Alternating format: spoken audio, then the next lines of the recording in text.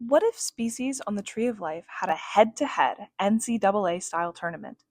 That is the question that March Mammal Madness, sponsored by Arizona State University, has answered every year since 2013. On the ASU Library Guide for the tournament, creator, Associate Professor Katie Hind, says the tournament asks the age-old question of who would win. Hind said the idea began from a BuzzFeed bracket about the cutest animals that inspired her to make her own bracket. I took the bracket back from my teammates in my lab, and I was like, "Give me a minute," and I made a new bracket of species that I was excited about. Hind said she put the bracket on Twitter, and it unexpectedly took off amongst biologists and researchers. The tournament follows a bracket style much like basketball's March Madness, but instead of 64 teams, participants root for 64 species of plants, animals, and fungi going head to head. Researchers work together to determine each species' seeding or rank.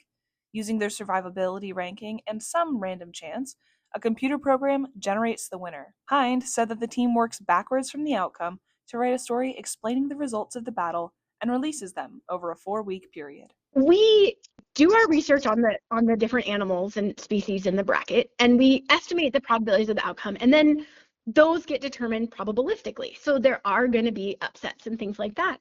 And so then we go deeper into the literature to craft the story. Last week, round one featured a highly anticipated battle between the spectacled bear and the eastern gorilla. Both species, full of fear, ran in the opposite direction of each other. The gorilla accidentally hit a tree trunk. The spectacled bear left the field of battle and forfeited. This year, March Mammal Madness is celebrating libraries and librarians as 2026 marks 10 years since the tournament was published on ASU's Library Guide. The Library Guide is the main portal for tournament information, calendar, results, and the archive of past tournaments. Hind said that March Mammal Madness's move from her blog to the ASU website allowed the tournament to reach more students. This was a real game changer because that LibGuide being hosted at Arizona State University Library gave it a .edu landing site, which meant that it was accessible by schools that might have filters. Hind said that the library guide now has portals for more than just participants. Now, since then, the LibGuide is like way expanded because now when you get there, you can choose to be a player or a learner or an educator, and the portal takes you to resources specifically for those different user groups. Hind said that the tournament blends storytelling and science to engage participants. I talk to my scientist colleagues about this all the time, and I say, we need to be better at stories. People are not just storytellers and story listeners, we are story learners. Hind said that the additions of artwork and storytelling have engaged students and educators at multiple learning levels. This started out as a community of biologists and artists and conservationists and librarians, but we found out that educators were using it.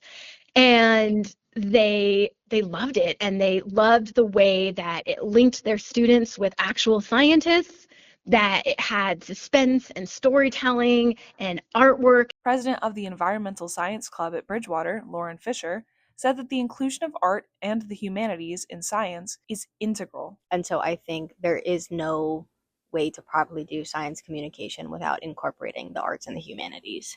Fisher said she feels that art draws her in to learn more about science she might otherwise ignore. If I'm scrolling through my phone on my free time and I see a science article, talking about a fight between animals, I might pass. But then if I see this really cool work of art, then it's going to draw me in a lot more, and then I'm going to learn more about it. Hind said the tournament would not engage participants as well if it were built like an assignment. If I were to walk into a classroom of 14-year-olds and give them a list of 64, 65 species and say, where does it live? What does it eat? How does it behave? How big is it? What's its conservation status?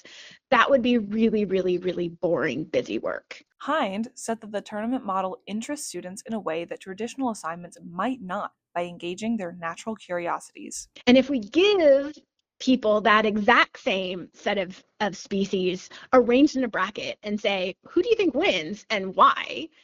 Then all of a sudden it's a game changer, right? Because it's a game and people get really motivated. So a lot of people do so much learning before the tournament even begins, because they're like, I've never heard of this species. What is this? What does it do? According to a research article on the foundations of game-based learning, games can help increase participation and student motivation. Fisher said the element of chance makes choosing your bracket exciting. I think it's incredible that they would add those pieces of chance, because I think it's what makes it exciting. Where it's like, yeah, realistically, this crocodile would beat the papyrus, but anything could happen. Last year's tournament featured a ginkgo tree that beat its opponent by being uprooted and collapsing in dense soil. In 2018, the pygmy hippo ended up being the champion thanks to unlikely random chance.